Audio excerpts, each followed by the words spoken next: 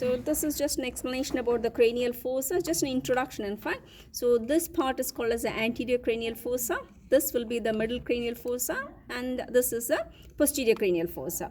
So they are at 3 different levels. This is the mark of the posterior, since the spinal cord will be yeah. So this is the foramen, so through which the spinal cord passes. Okay. All right. So now, if you see here, we were referring to the sphenoid bone. So this is a sphenoid bone. It starts from here. This is a lesser wing of the sphenoid, and the rest of it will be the greater wing of the sphenoid. Okay. Lesser wing of the sphenoid, greater wing of the sphenoid. The lesser wing of the sphenoid, you can see it is seen in the anterior cranial fossa that forms the posterior boundary or the border for the anterior cranial fossa. Okay.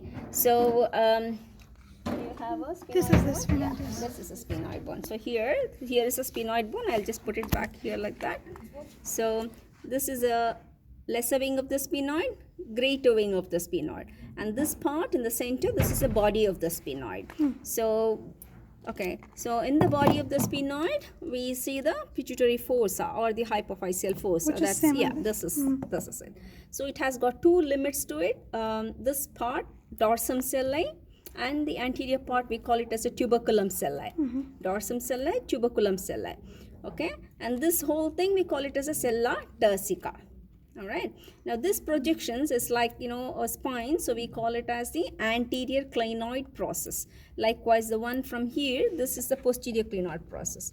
Anterior clinoid process, posterior clinoid process. You're going to study this in year 3 again. For now, just remember this depression. This is called as sella turcica.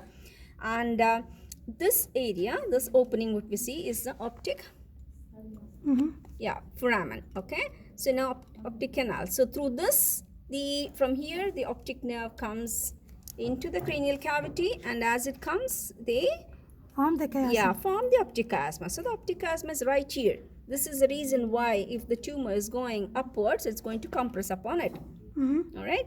Now between the lesser wing and the greater wing, there is a fissure. You can say this opening, a fissure. This is called as the superior orbital fissure. Okay. So again, if I'm going to show the superior orbital fissure in this bone, here is the superior orbital fissure. Now I'm going to put the forceps through that, and you see it's coming to the eye. Is it not? It's coming to the orbit. You see it coming to the orbit. Now, right here, there is another opening. This is called as the inferior orbital fissure. Okay. So if there is a superior, there has to be an inferior orbital fissure. Anyway, you're not going to discuss about that right now. This is superior orbital fissure. What pass in this fissure? Superior orbital fissure. What are the structures which I mentioned right now here? All the nerves which goes to the orbit.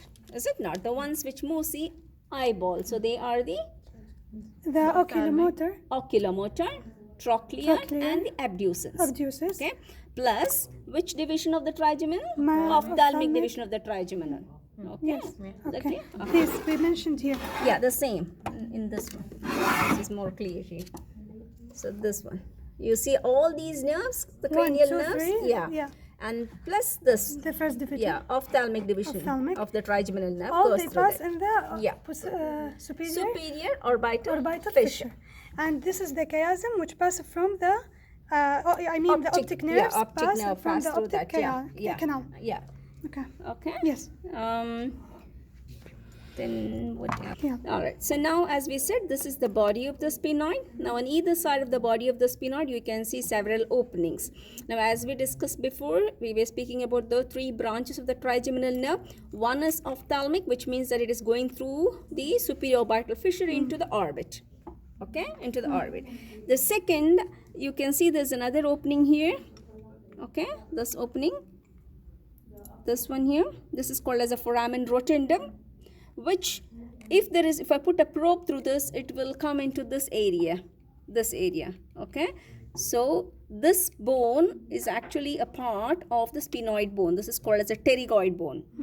Okay, and this is maxilla. So this is a fissure between that called as a pterygo-maxillary fissure.